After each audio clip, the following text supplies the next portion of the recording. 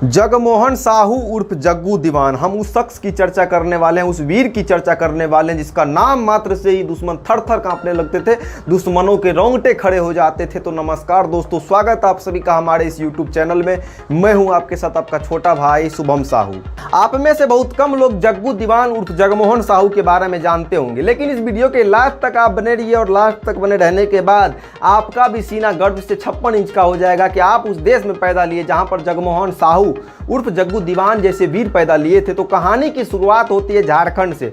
झारखंड में एक जगह का नाम है जिनका नाम केरा भवानीपुर है। उस समय केरा भवानीपुर के राजा हुआ करते थे अर्जुन सिंह, और केरा भवानीपुर जगमोहन साहू जी का गांव भी है। और जैसा कि आप सभी को पता है कि ईस्ट इंडिया कंपनी के तहत भारत में अंग्रेजों का घुसपैठ हुआ। घुसपैठ होने के बाद अंग्रेजों ने पूरे भारत को अपने कब्जे में लेकर भारत को गुलाम बना दिया, और गुलाम बनाने के बाद न जाने कितने अत्याचार भारतीय लोगों पर किया गया अंग्रेजों के द्वारा। और इसी अत्याचार से तंग आकर भारतीय लोगों ने अंग्रेजों के खिलाफ विद्रोह करना शुरू कर दिया, और विद्रोह करते करते पहुंच गया झारखंड के केरा भवानीपुर, जहां के राजा अर्जुन सिंह थे।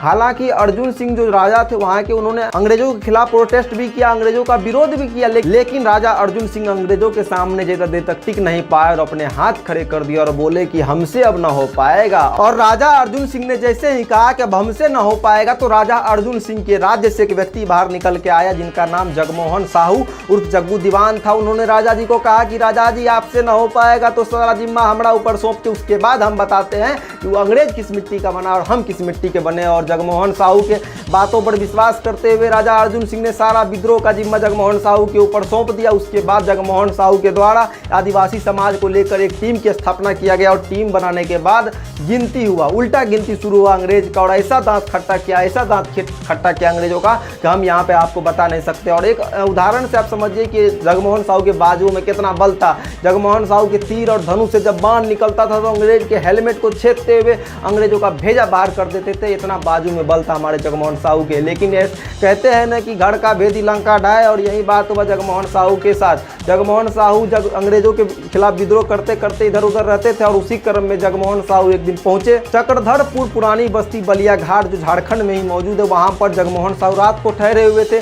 लेकिन घर का भेदी लंका ढाए, जैसे मैंने पहले ही कहा कि कोई अपने में से ही भेदी निकल के उसका जो जगमोहन साहू का जो पता अंग्रेजों को बता दिया। अंग्रेज चुपके आया और पीछे से वार करके अंग्रेज ने जगमोहन साहू को बंदी बना लिया। और बंदी बनाने के बाद जगमोहन साहू पर बहुत अनगिनत अत्याचार किया, और जगमोहन साहू को कहा कि अपने साथियों का पता दो, नहीं तो तुमको जान से मार देंगे। तो जगमोहन साहू ने कहा वह खून को किस मतलब का जिसमें उबाल का नाम नहीं, वह खून को किस मतलब का जो आ सके देश के काम नहीं, वह खून को किस मतलब का जिसमें जीवन न रवानी है, जो परवश होके बहता है वह खून नहीं वह पानी है। और जगमोहन साहू ने कहा कि मेरे शरीर में एक कतरा खून का जब बच जाएगा उससे तुम पूछोगे तो वो भी हमारे अन्य साथियों का पता तुम्हें नहीं बताएगा। उसके बाद अंग्रेजों ने नाखून खींच लिया जगमोहन साहू का, आंख फोड़ दिया, अंग अंग काटा, एक एक फिट करके काट दिया। लेकिन जगमोहन साहू के मुंह से अपने साथियों का पता अंग्रेज नहीं निकलवा पाए।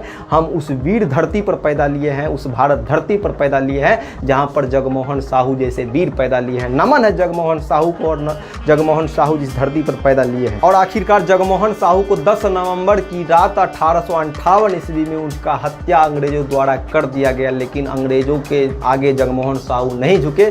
फिर से हम नमन करते हैं जगमोहन साहू जैसे वीर को। बाकी वीडियो में मुझे आगे कुछ नहीं बोलना है। चैनल पर नए हैं तो सब्सक्राइब कर दीजिए, और इस वीडियो को अपने मित्रों में भी शेयर करिए कि जगमोहन साहू जैसा वीर हमारे देश में पैदा लिया, जो अपने देश के लिए, अपने भूमि के लिए, अपनी मातृभूमि के लिए अपना अंग अंग, अपना रक्त कुर्बान कर दिया। इसके साथ जय हिंद, जय भारत।